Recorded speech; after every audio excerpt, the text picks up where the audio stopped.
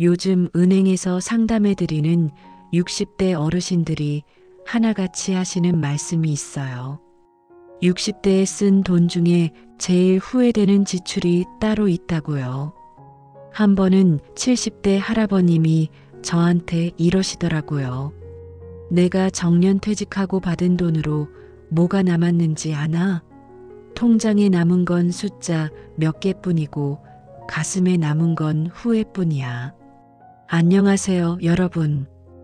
오늘은 많은 시니어분들이 경험하고 후회하시는 60세 이후에 피해야 할 돈 씀씀이 5가지에 대해 말씀드리려고 합니다. 제가 만난 수많은 어르신들의 사연을 바탕으로 여러분의 소중한 노후 자금을 지키는 방법을 함께 이야기 나눠볼게요. 통계에 따르면 우리나라 60대 이상 가구 중 42%가 노후 준비가 부족하다고 느끼고 있으며 특히 은퇴 후 5년이 지난 시점에서 많은 분들이 자금 부족으로 어려움을 겪고 계신다고 합니다. 이런 상황에 빠지지 않으려면 어떤 지출을 피해야 할까요? 오늘은 실제 사례를 통해 자세히 알아보겠습니다. 이 영상이 도움이 될 것 같다면 구독과 좋아요 버튼 눌러주시고 시작해 볼까요? 첫째, 자녀의 집 구입비나 사업자금 전액 지원. 은퇴 후 가장 많은 자금이 빠져나가는 곳이 바로 자녀 지원입니다. 특히 자녀의 집 구입비나 사업자금 지원은 대부분의 경우 큰 금액이 한꺼번에 나가기 때문에 노후 자금에 치명적인 타격을 줄 수 있습니다. 68세 박명호 씨는 퇴직 후 받은 퇴직금 2억을 아들의 신혼집 구입에 지원했습니다. 당시 아들은 아버지, 집값이 계속 오르니 지금 사두면 나중에 값이 더 올라서 이익이에요. 그때 갚아드릴게요라고 했지만 솔직히 말하면 처음엔 거절했어요. 내 노후 자금인데. 하지만 아들이 다른 친구 부모님들은 다 해주는데 우리 부모님만 안 해주시냐고 하더라고요. 또 아내도 우리 아들 고생하는 거 못 보겠다며 저를 설득했죠. 결국 마음이 약해졌어요.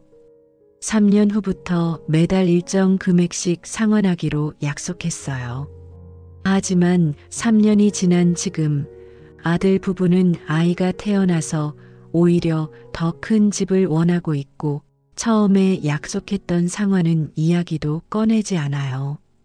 제가 한번 물어봤더니 아들이 아버지, 그때 주신 건 증여 아니었나요? 라는 황당한 말까지 하더라고요. 지금은 아들 집에 가면 마음이 불편해요. 게다가 맞벌이하는 며느리는 저희 보고 손주도 봐달라고 하고 돈 문제로 가족관계가 완전히 틀어졌어요.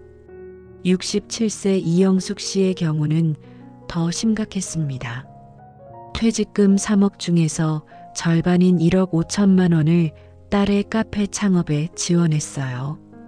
딸이 열심히 준비해서 사업 계획서도 보여주고 1년만 지나면 원금은 다 갚고 그 다음부터는 매달 수익금의 일부를 드릴게요 라고 했죠. 첫 달에는 정말 장사가 잘 됐어요. 딸은 저에게 첫 수익금으로 고급 화장품 세트를 선물했지요.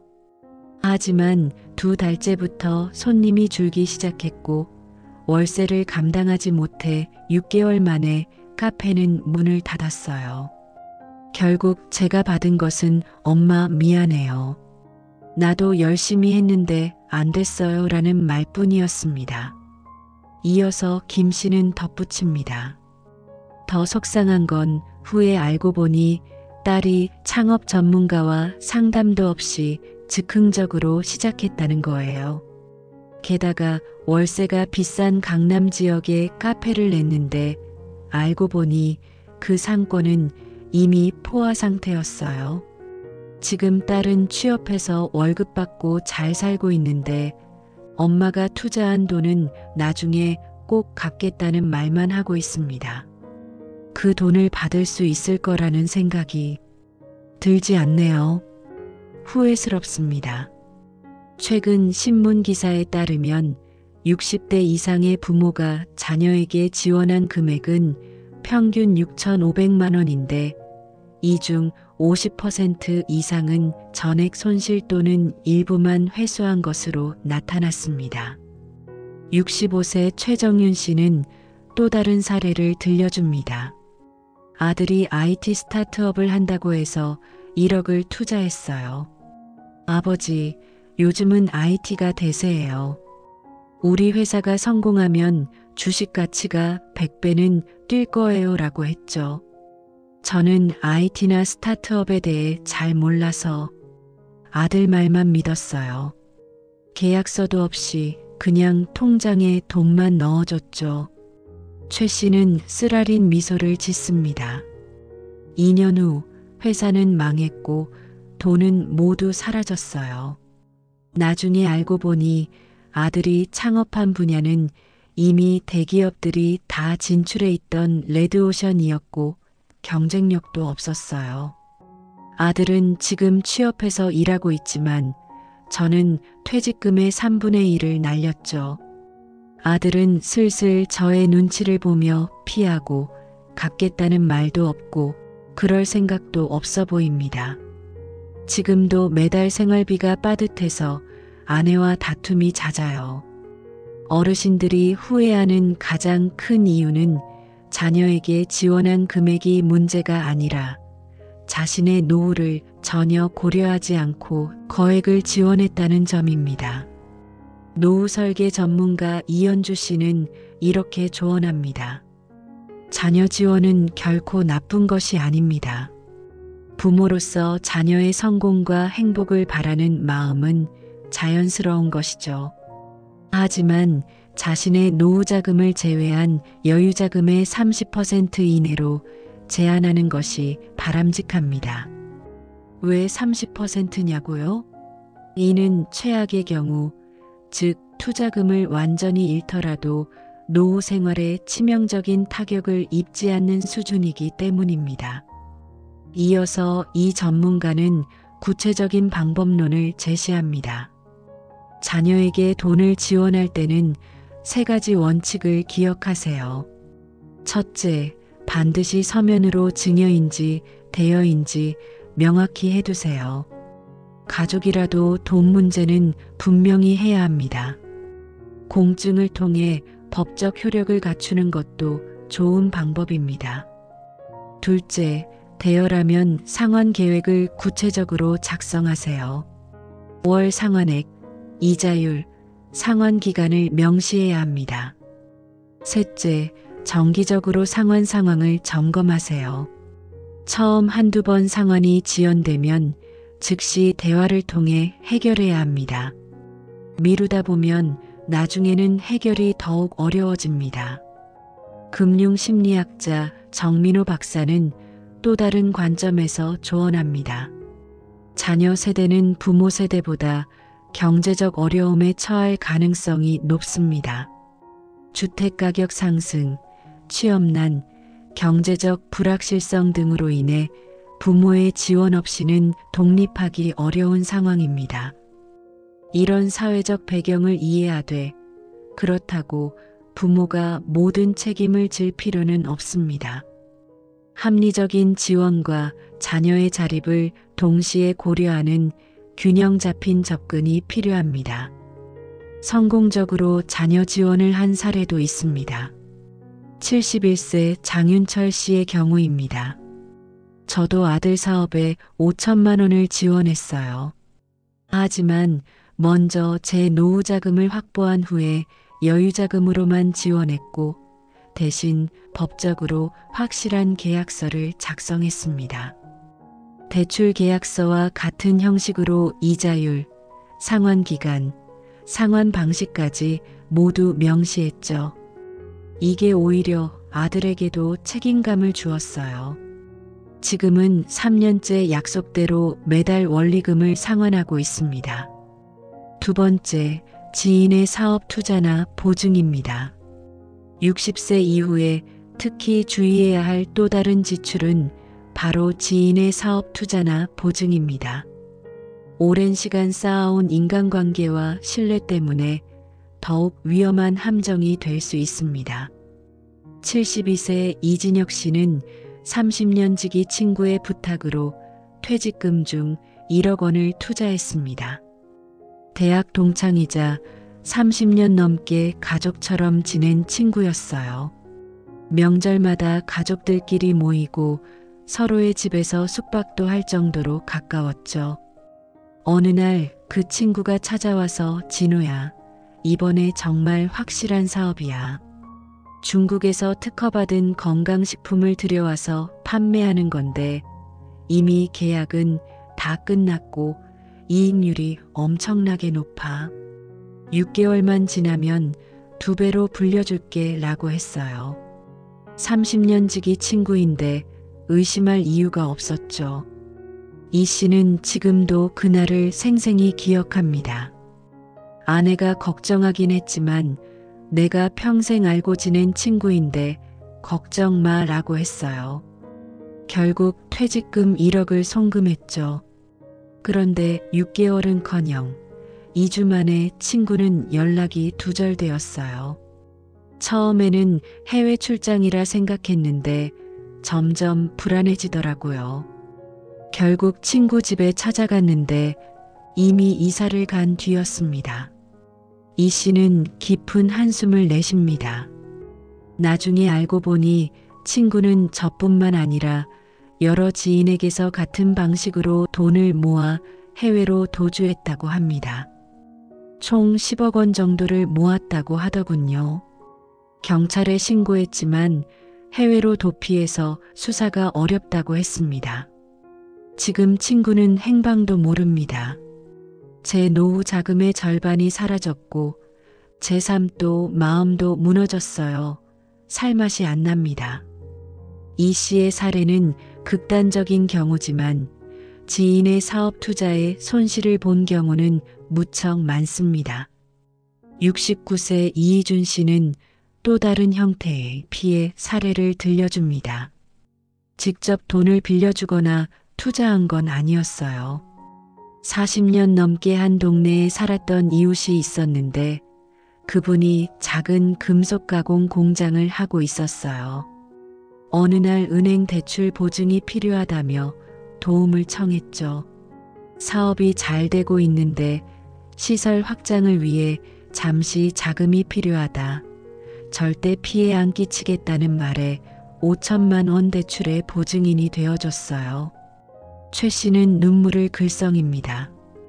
1년 후 공장은 문을 닫고 그분은 어디론가 사라졌어요. 은행에서는 저한테 대출금 상환을 요구했고 결국 5천만 원과 이자까지 갚아야 했죠. 살면서 빚 보증은 절대 서지 말라는 말을 참 많이 들었습니다. 보증의 위험성은 더욱 치명적입니다. 왜냐하면 투자는 원금만 손실되지만 보증은 원금 이상의 책임을 질 수도 있기 때문입니다. 68세 김태영 씨는 비슷하지만 조금 다른 경험을 공유합니다. 제 경우는 절친한 친구가 운영하던 식당의 월세 보증금 9천만 원을 제 명의로 계약했어요. 친구가 신용불량자라서 계약이 안 된다고 해서 도와준 건데 6개월 만에 식당이 망하고 친구는 연락이 안 됐어요. 건물주는 저한테 계약 해지하고 보증금을 돌려받으라고 했지만 친구가 식당 내부를 엉망으로 만들어놔서 보증금의 절반도 못 받았어요. 4,800만 원의 손실을 보게 된 거죠. 그런가 하면 정상적인 사업 투자였지만 준비 부족으로 손실을 본 경우도 있습니다. 70세 황미영 씨의 사례입니다. 평생 친구처럼 지낸 교회 집사님이 프랜차이즈 치킨집을 하자고 제안했어요. 각자 5천만 원씩 투자해서 공동사업자로 시작했죠. 처음에는 장사가 잘 됐는데 6개월 후부터 매출이 급감했어요. 나중에 알고 보니 그 지역에 같은 브랜드 매장이 3km 내에 2개나 더 생겼던 거예요. 본사에서는 상권 보호를 해주지 않았고 결국 1년 만에 폐업했어요. 투자금 회수는커녕 권리금도 거의 받지 못했죠. 은퇴한 금융권 전문가 권혁진 씨는 이렇게 조언합니다. 은퇴 후에는 어떤 경우에도 보증을 서지 마세요.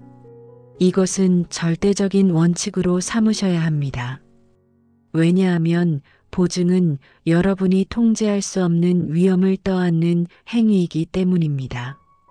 아무리 가까운 사이라도 사업의 성패는 여러분이 좌우할 수 없습니다. 특히 은퇴 후에는 실패했을 때 만회할 기회가 거의 없다는 점을 명심하세요. 권 씨는 이어서 지인의 투자 제안에 대한 대처법을 상세히 설명합니다. 금전적 도움을 주고 싶다면 도울 수 있는 금액만 직접 지원하고 그 이상은 거절하세요. 이때 중요한 것은 잃어도 괜찮은 금액만 지원해야 한다는 점입니다.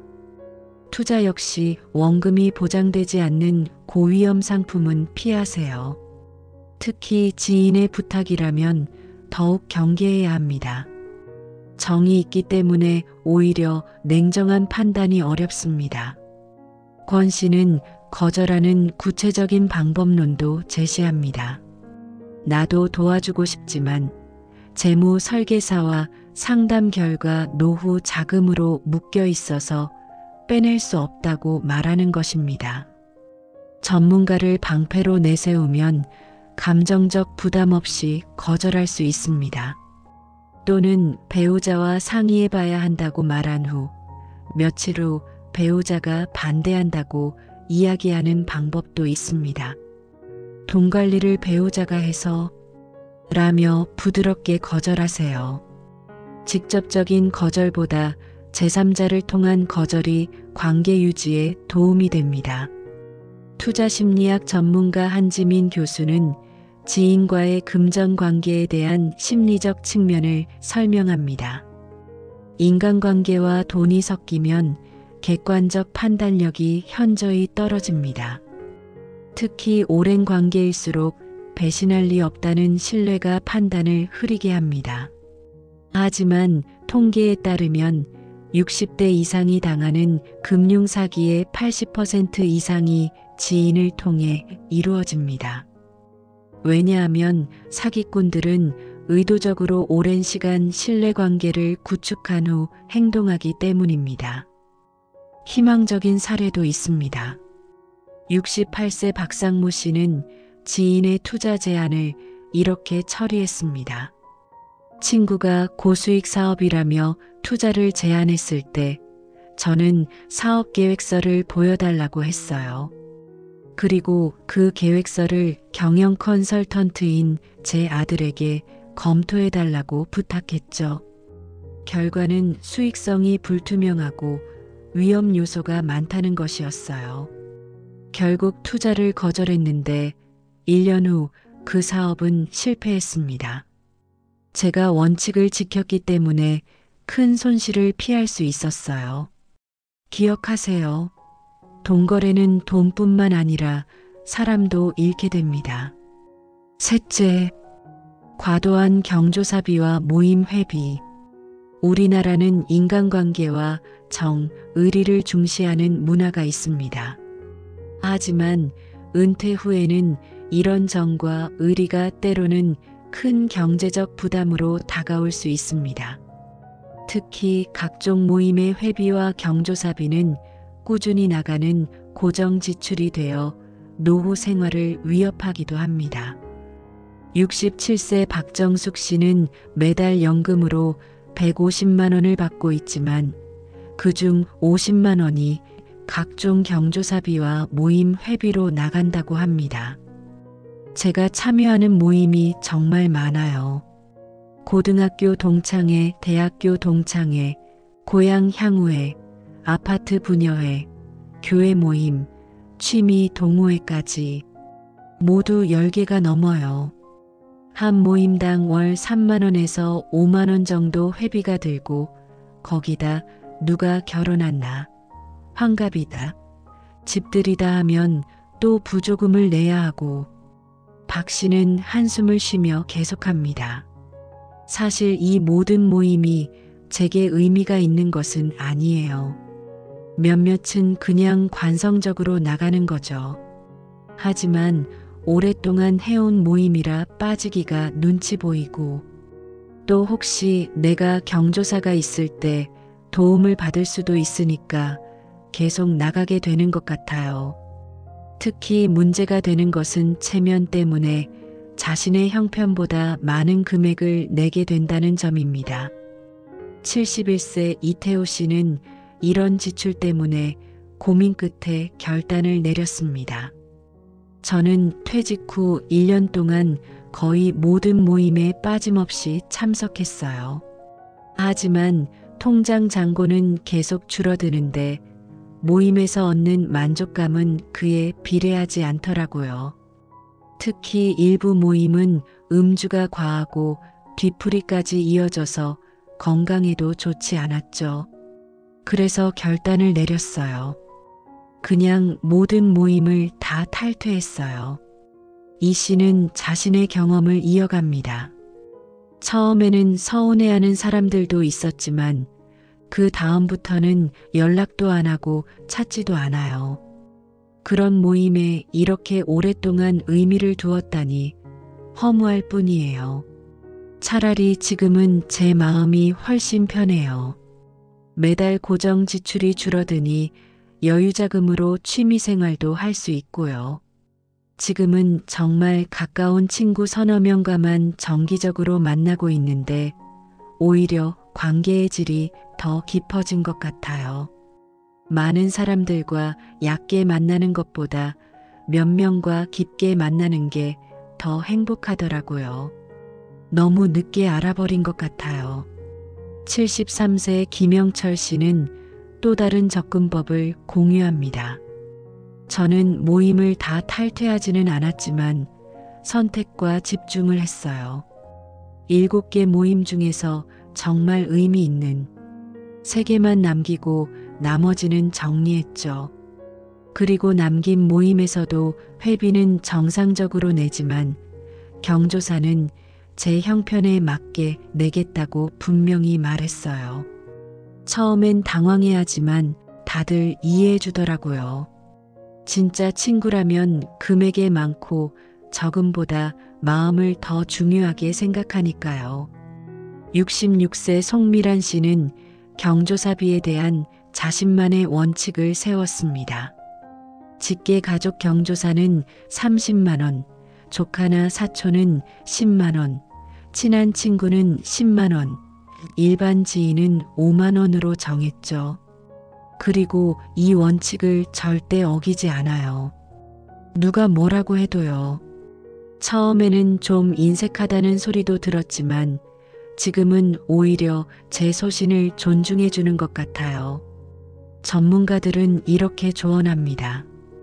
은퇴 후에는 정말 의미 있는 인간관계만 유지하세요. 모든 모임에 참석할 필요도, 모든 경조사에 참여할 필요도 없습니다. 경조사비도 자신의 형편에 맞게 내는 것이 중요합니다. 체면보다 나의 노후가 더 중요합니다. 4번째, 손주 과잉 지원과 고가의 선물. 김미경 씨는 형편이 어려운 자식 내외를 위해 매달 손주들에게 용돈과 학원비로 70만 원을 지원하고 있습니다. 처음에는 손주가 예뻐서 작은 선물 몇 개 사주는 것으로 시작했어요. 그런데 어느 순간부터 제가 안 사주면 서운해하는 것 같더라고요. 이제는 손주들이 할머니, 이거 사주세요. 용돈도 좀 주시고요라고 직접 요구해요. 자식 내외 역시 본인들이 충분히 할 수 있는 부분까지 제게 슬쩍 부탁합니다. 문제는 이것이 김 씨의 경제적 형편에 큰 부담이 된다는 점입니다. 사실 제 연금은 120만 원이에요. 그중 70만 원이 손주들에게 가니 제 생활비는 빠듯하죠. 하지만 손주들이 실망할까봐 또 며느리에게 구두쇠 시어머니라는 소리 들을까봐 말을 못해요. 무엇보다 거절 못하는 제 성격도 문제고요. 이런 상황은 많은 어르신들이 겪고 있는 문제입니다. 손주에 대한 사랑은 이해하지만 자신의 노후 생활을 희생하면서까지 지원하는 것은 장기적으로 모두에게 불행을 가져올 수 있습니다. 전문가들은 이렇게 조언합니다. 손주 교육은 기본적으로 부모의 책임입니다. 조부모는 가끔 특별한 선물이나 경험을 제공하는 정도가 적절합니다. 조부모가 재산이 많아서 여유가 있는 집이라면 모르겠지만 본인의 노후 자금에 무리가 갈 정도로 도와주는 것은 바람직하지 않아 보입니다. 자녀들과 손주들이 고마워하면 다행이지요. 당연하게 여길 수 있고 도와주다 안 도와주면 믿었는데 사람이 변했네 라는 소리까지 듣습니다. 좋은 일 하다 나중에 마음의 상처까지 받을 수 있지요. 그리고 계속 도와주면 자식들도 자신의 힘으로 일어나려 하지 않고 계속 부모를 의지하게 됩니다. 모두에게 바람직하지 않습니다. 5번째, 불필요한 고가 의료기기와 건강식품. 나이 들수록 건강에 관심이 많아지시죠? 몸에 좋다는 음식과 의료기구에 솔깃해지는 때입니다. 그러나 이런 심리를 이용하는 마케팅을 지혜롭게 분별해야 합니다. 75세 강동혁 씨는 지난 3년간 다양한 의료기기와 건강식품에 1,000만 원 이상을 지출했습니다. TV 홈쇼핑에서 이것만 있으면 무릎 통증이 싹 사라진다. 이 건강식품을 먹으면 침침한 눈이 몽골 사람 눈처럼 밝아진다는 광고를 보면 안 살 수가 없더라고요. 과대 광고라는 것을 느끼면서도 이상하게 솔깃해진다니까요. 특히 오늘만 특가, 잠시 후에 매진됩니다. 이런 말에 충동 구매를 많이 했죠. 하지만 실제로 효과를 본 제품은 거의 없었고 대부분은 방 한 구석에 방치되어 있다고 합니다. 고가의 산 안마의자도 처음에 몇 번 사용하다가 공간만 차지하고 있지요.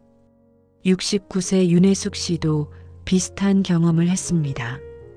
건강에 대한 불안감 때문인지 건강 관련 제품에는 지갑을 잘 열게 돼요. 특히 할인이라는 말에 약해요. 200만 원짜리 안마의자를 120만 원에 산다고 생각하면 마치 80만 원을 번 것 같은 기분이 들거든요. 전문가들은 이렇게 조언합니다. 건강 관련 제품을 구매할 때는 반드시 의사나 약사 등 전문가와 상담하세요. 특히 TV 홈쇼핑이나 직접 판매 방식의 제품은 더욱 신중해야 합니다. 홈쇼핑은 사람들의 심리를 잘 이용합니다. 지금 당장 안 사면 큰일 날 것 같은 분위기를 만들죠. 그 제품이 실제로 필요한 것인지 효과가 검증된 것인지 확인하는 것이 중요합니다. 꼭 방송 시간에 사지 않고 인터넷 쇼핑몰에서 사도 큰 가격 차이가 없는 것을 너무나 잘 아실 겁니다. 매진임박. 이런 말에 조급하게 구매하지 마시고 마음에 드는 제품이라면 인터넷에 검색을 해보고 제품에 대한 사람들의 사용 후기를 꼼꼼히 읽어보고 구매하는 것을 권장해 드립니다. 여러분, 지금까지 60세 이후에 피해야 할 돈 씀씀이 5가지에 대해 알아봤습니다. 이런 사례들이 타산지석이 되어 여러분의 소중한 노후 자금을 지키는데 도움이 되길 바랍니다. 사실 이런 지출의 밑바탕에는 정, 체면, 불안감이 자리 잡고 있습니다. 하지만 기억하세요. 여러분의 행복한 노후는 결국 여러분 스스로 지켜나가야 합니다. 전문가들은 이렇게 말합니다. 은퇴 후에는 필요한 지출과 원하는 지출을 분명히 구분하세요. 그리고 매달 고정 지출과 변동 지출을 꼼꼼히 기록하세요. 특히 큰 금액을 지출할 때는 최소 3일 이상의 냉각 기간을 두고 정말 필요한지 다시 한번 생각해 보세요. 마지막으로 여러분께 제안하고 싶은 것은 나를 위한 투자입니다. 취미, 여행, 배움 등 삶의 질을 높이는 활동에는 인색하지 마세요. 이것이야말로 가장 현명한 노후의 씀씀이입니다. 이 영상이 도움이 되셨다면 구독과 좋아요 눌러주시면 감사하겠습니다. 여러분의 노후를 응원합니다.